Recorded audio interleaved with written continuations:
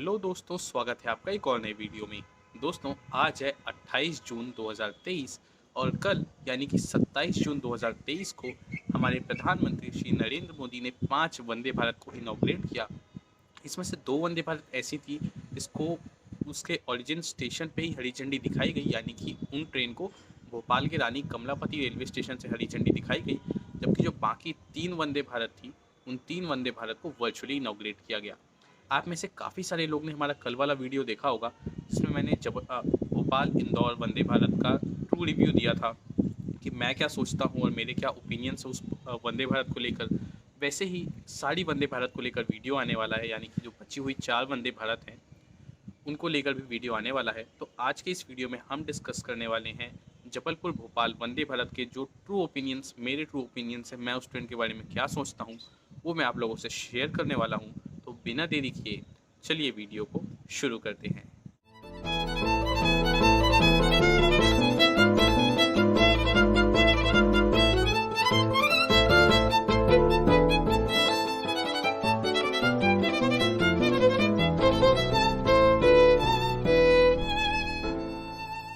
कल हो गई है इनॉग्रेट जबलपुर से भोपाल के बीच एक वंदे भारत एक्सप्रेस। और सबसे पहले बात करूं जबलपुर और भोपाल शहरों के बारे में, तो जबलपुर एक बहुत ही इम्पोर्टेंट शहर है, मध्य प्रदेश का तीसरा सबसे बड़ा शहर है, तीसरा सबसे ज़्यादा आबादी वाला शहर है और वो मध्य प्रदेश की न्यायधानी भी है। मध्य प्रदेश का जो सेंट्रल यूनिवर्सिटी है वो भी जबलपुर में ही स्थित है और काफ़ी हिस्टोरिकल शहर है, काफ़ी बड़ा शहर है।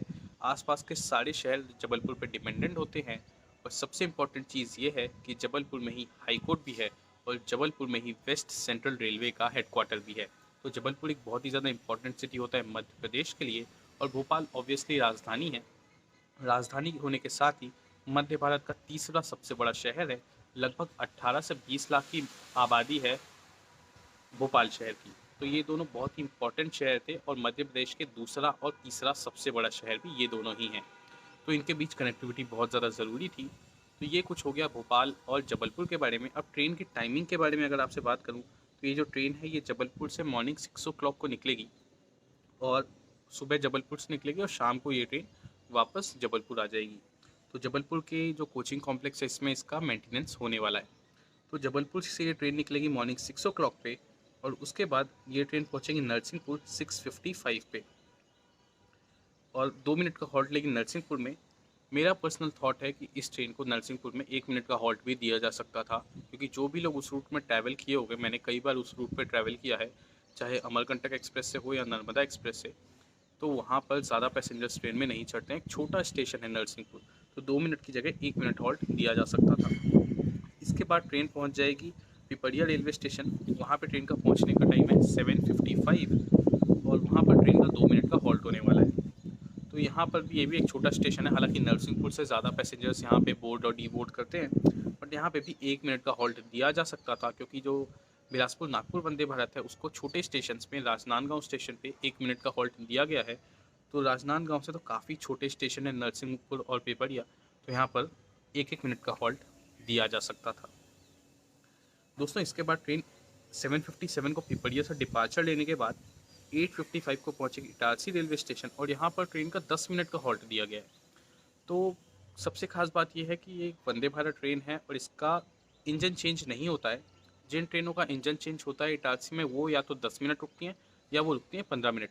बट जिन ट्रेनों का इंजन चेंज होने की ज़रूरत नहीं है, डायरेक्शन चेंज होगा वंदे भारत एक्सप्रेस का, मतलब अगर कोई भी ट्रेन भोपाल से आती है और जबलपुर जाती है तो इटारसी में उसका डायरेक्शन चेंज होता है, लोको रिवर्सल होता है। बट वंदे भारत में तो कोई इंजन लगता नहीं है, तो इंजन निकालने की और इंजन लगाने की तो ज़रूरत कुछ है नहीं। तो ऐसे में ट्रेन को 10 मिनट का जो हॉल्ट है वो 5 मिनट का दिया जा सकता था। सेम ऐसी ही एक सिमिलर कंडीशन है सिकंदराबाद विशाखापट्टनम वंदे भारत की, जिसका भी विजयवाड़ा में लोको रिवर्सल यानी कि डायरेक्शन रिवर्सल होता है। तो वहाँ पर विजयवाड़ा एक बहुत बड़ा स्टेशन है, 10 प्लेटफॉर्म का स्टेशन है, 15 लाख की आबादी वाला शहर है, बट वहाँ पर सिर्फ 5 मिनट का हॉल्ट दिया गया है।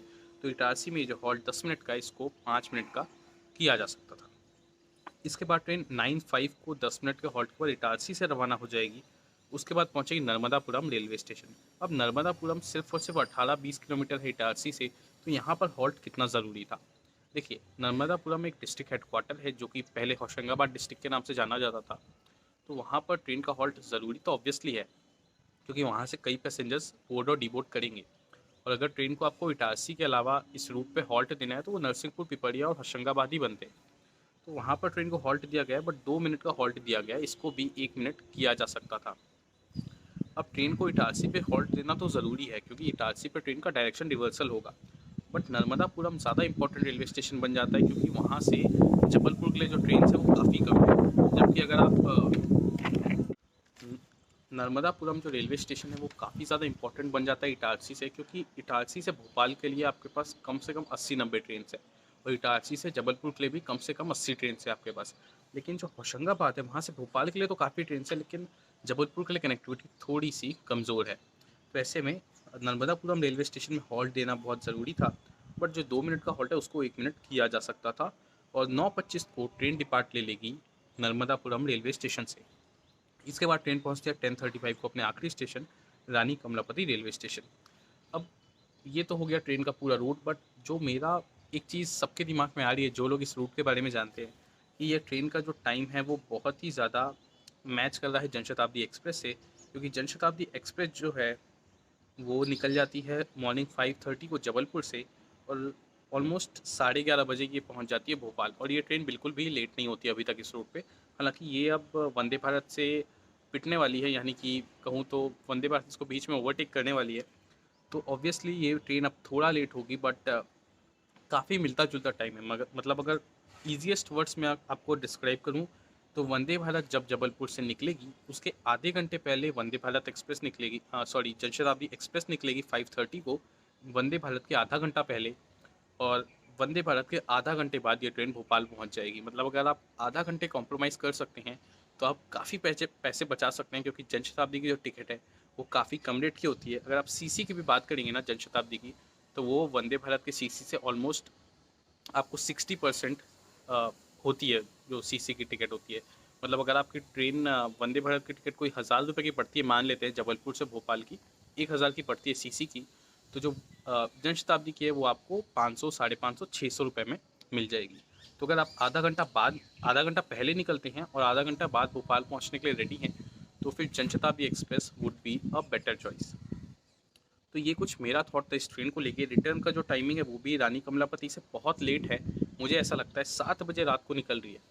तो 7 बजे निकलने के लिए लेट नहीं है, बट जबलपुर का जो पहुंचने का टाइम है वो हो जाता है 11:35।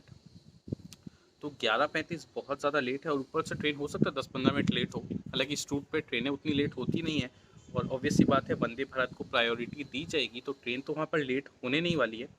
बट 11:35 थोड़ा सा लेट होता है। मतलब 11:35 पे अगर कोई बीच के प्लेटफॉर्म पे ट्रेन आती है, आप बाहर आते ही 11:50 11:55 हो जाएगा।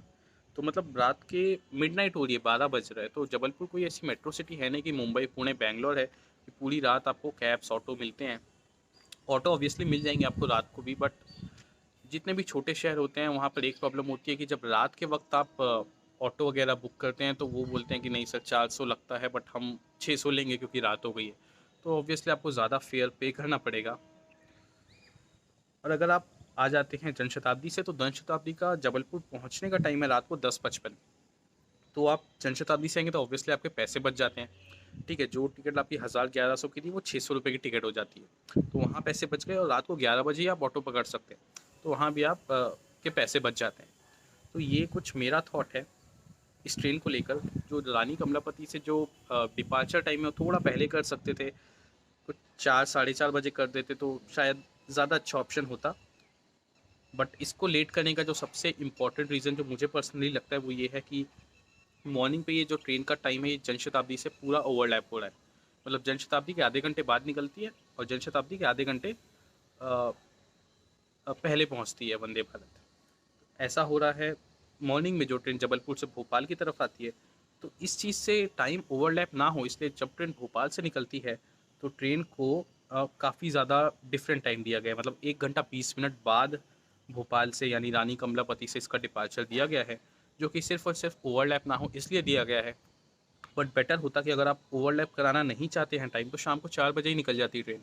अगर शाम को 4 बजे ट्रेन निकल जाती तो काफ़ी अच्छा होता कि ट्रेन 8 के आसपास वापस जबलपुर पहुंच जाती है। लेकिन इस चीज़ का ध्यान दिया गया है कि ट्रेन मेनली ऑफिस वालों के लिए चलाई गई है। जो बात मैंने कल भी बोली थी इंदौर भोपाल वंदे भारत के लिए, सेम वही मैं बोलूँगा कि जबलपुर रानी कमलापति वंदे भारत के लिए भी, कि ट्रेन को ऑफिस वालों के लिए चलाया गया है कि मॉर्निंग पे आप निकल जाइए जबलपुर से, सुबह 11 बजे तक ऑफिस खुलते हैं, 10:35 को ट्रेन पहुंच जाएगी रानी कमलापति रेलवे स्टेशन।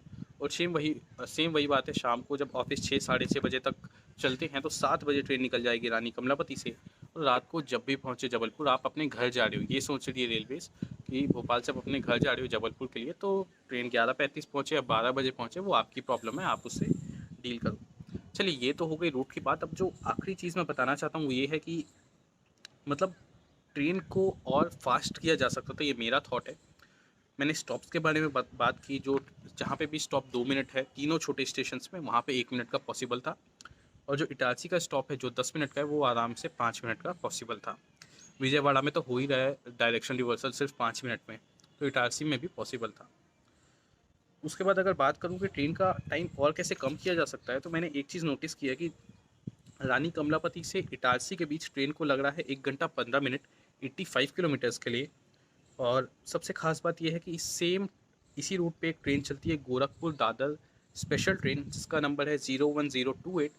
ये जो ट्रेन है ये 1 घंटे 20 मिनट में कवर करती है। मतलब एक एक्सप्रेस ट्रेन 1 घंटे 20 मिनट में अगर कवर करती है, तो वंदे भारत 1 घंटे 15 मिनट में, और कम होना चाहिए, 1 घंटे में 85 किलोमीटर्स को कवर करना चाहिए था, या 1 घंटा 5 मिनट में करना चाहिए था 85 किलोमीटर्स को। तभी ये कुछ डिफरेंस है, नहीं तो नॉर्मल एक्सप्रेस ट्रेन और इसमें क्या फ़र्क है। इसके बाद जो इटारसी से जबलपुर का एरिया है, जहाँ पर ट्रेन 245 किलोमीटर चलती है, यहाँ पे ट्रेन की बहुत अच्छी स्पीड दी गई है। ट्रेन को केवल 3 घंटे 5 मिनट में ट्रेन यहाँ पहुँच जाती है इटारसी से जबलपुर के बीच। बट एक सबसे फ़नी चीज़ ये लगती है कि एक ट्रेन है 03226 सिकंदराबाद दानापुर, ये भी एक स्पेशल ट्रेन है।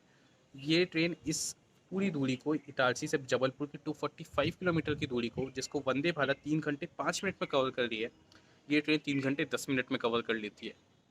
तो एक special train almost same time पे कवर करती है, तो वंदे भारत क्या सच में तेज़ है, ये एक बहुत बड़ा क्वेश्चन है अभी फ़िलहाल। और एक और बहुत ही फ़नी चीज़ हुई है कि एक ट्रेन है जो वंदे भारत से भी तेज़ इस रूट को कवर करती है, वो है एलटीटी प्रयागराज दुरंतो एक्सप्रेस। और थोड़ा बहुत कम नहीं है, सीधा 20 मिनट कम टाइम पे ये ट्रेन इस रूट को कवर करती है। इटारसी से जबलपुर, जिसको वंदे भारत 3 घंटे 5 मिनट में कवर करती है, वहीं पे एलटीटी प्रयागराज दुरंतो एक्सप्रेस इस रूट को कवर कर लेती है केवल 2 घंटे 45 मिनट में, जो कि 20 मिनट कम है। तो ये पर्सनल मेरा थॉट है जो कुछ था इस वंदे भारत को लेकर। और कल जो वीडियो आया था भोपाल इंदौर वंदे भारत में, मैंने उसमें एक चीज़ बोली थी कि जो र्यूमर्स आ रहे थे पहले से, वो र्यूमर्स के अकॉर्डिंग ट्रेन चलती तो ज़्यादा अच्छा होता, यानी कि एक ही ट्रेन जबलपुर से इंदौर जाती और इंदौर से जबलपुर आती, तो काफ़ी ज़्यादा अच्छा होता, ऐसा मेरा पर्सनल थॉट है। और मेरे हिसाब से अगर मॉर्निंग 5:30 के आसपास ट्रेन जबलपुर से निकलती, तो रात को 11:30-12 बजे तक, जिस टाइम पे आ रही है ट्रेन भोपाल से रिटर्न, उस टाइम तक आराम से पहुंच जाती ट्रेन। और इंदौर में ट्रेन को लगभग आधे घंटे का एक खड़े होने का वक्त भी मिल जाता, साफ़ सफाई भी हो जाती। तो ये पर्सनल मेरा थॉट है इस ट्रेन को लेकर। आपको वीडियो कैसा लगा है कमेंट सेक्शन में ज़रूर बताइएगा। अगर चैनल पर नए हैं तो चैनल को सब्सक्राइब करना बिल्कुल भी ना भूलें। ऐसी अमेजिंग वीडियोस आपके लिए डेली इस चैनल पर आती रहती है। और आपसे मिलूंगा ऐसी अन्य वीडियोस में, तब तक के लिए स्टे ट्यून्ड। जय हिंद, वंदे मातरम, ओम नमः शिवाय। तो दोस्तों, अगर आप ऐसे ही रील व्लॉग्स देखना चाहते हैं तो मेरे चैनल को सब्सक्राइब करें और साथ ही साथ घंटी को भी बजा दें। अगर इंस्टाग्राम पे फॉलो करना चाहते हैं तो फॉलो कर सकते हैं मिस्टर HVCG। वहाँ मैं अपनी जर्नी अपडेट्स देते रहता हूँ।